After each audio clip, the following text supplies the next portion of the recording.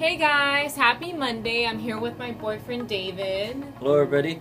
So in this week's video, with it being Valentine's Day tomorrow, we wanted to share with you guys something that would really be helpful for all the couples out there. If you guys have probably noticed the title, How to Fight Each Other with Love. I thought, it's everybody always shows the good side of a relationship, how we can do things to be awesome together, but nobody really shows like how do you actually have arguments that lead to a stronger relationship instead of a more distant one. And so that's what we're going to get into right now. Alright guys, so the first topic is respect. R-E-S-P-E-C-T. It is very important in a relationship, especially when you're having an argument. Respect, what it means is being fully present in the argument, or in the disagreement. Listening to what the other person really has to say and not just be waiting for a moment until they shut up to finally you can say what you wanted to say. And eye contact is really important there. You have to really want to hear what is the problem with the other person, so that then you can figure out a way to get past it.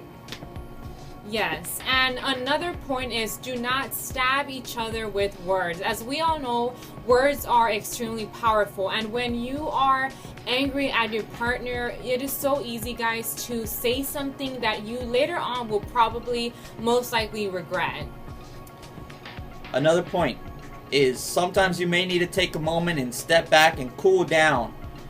It's for people that sometimes you might be too heated up by the argument. Whatever it is, it's got you in a negative momentum. You just feel like you're not going to be able to have control over what you say.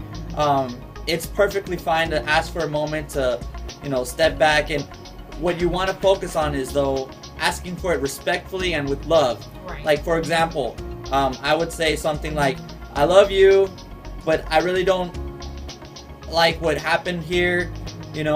Please respect me and let me take a few minutes to cool down, and then I promise we will come back together and we'll talk about this as soon as possible. Yes. Or whether, one thing I would note on that is, I would say usually however long time you take, it could be a couple of minutes, or I would say really you don't want to take it longer than like 2 hours max. I mean, unless it's something like huge, but after that, it's the other person sitting there waiting, like, okay, it kind of grows into like another problem by in itself. So for the second topic, I wanted to talk to you guys about being understanding and showing compassion to your partner. When you guys are angry and everything, it's so hard, but it is so important to put yourself in your partner's shoes. You don't have to understand exactly why they're upset, and it doesn't even have to be a justified reason for you. Some people might think, okay, man, they're upset for something and it's dumb. There's no reason they should be upset. Right. It doesn't matter. If they had a sunburn, just because you didn't get a sunburn, it doesn't mean that they don't feel the pain. You don't have to understand how the sunburn works, or how the sun particles reach them. All you have to understand is that your partner's in pain, and you have the ability to kind of help them out with it. And remember, guys, you love this person. It is so easy for our mind to focus on the negative when we're arguing, but we need to remember all of the amazing qualities and characteristics that made us fall in love with our partner in the first place. Also, you need to give them a little bit of slack on allow them to be an imperfect person. You yourself are not perfect. You have faults, they have faults. It's just the way human beings are built. So, yes, people make mistakes. It's okay. Yes. You gotta be able to get past it. And for the third point, you guys, it's all about compromising. When you guys are having an argument, you need to remember that you guys are going to have to compromise. And compromising is not only caring about your own needs, but actually caring about your partner's needs as well. And I wanted to add, compromising doesn't mean that you both lose a little bit. Instead of you getting 100% of what you wanted, or them getting 100% of they wanted, what it is actually is both of you get the chance to win. Both of you get part of what you wanted. And that is a bigger win for the relationship, which is a double win for everybody. Alright guys, the fourth point is apologizing. Some people have trouble saying I'm sorry or apologizing because they don't feel that the other person had a right to even get upset with at the beginning, but that's really the wrong way to look at it. What you can see is the other person, they got upset. You know that's true. And you can help them feel better by, so what? Just saying, I'm sorry, I really didn't expect that, and I'm sorry that I made you feel that way. It wasn't my intention.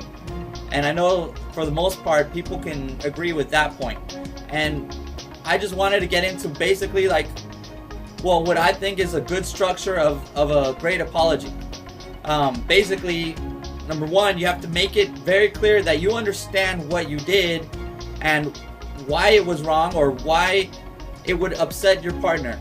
Let them know, okay, I'm sorry I did this because I understand that this happened this way and that's what got you upset.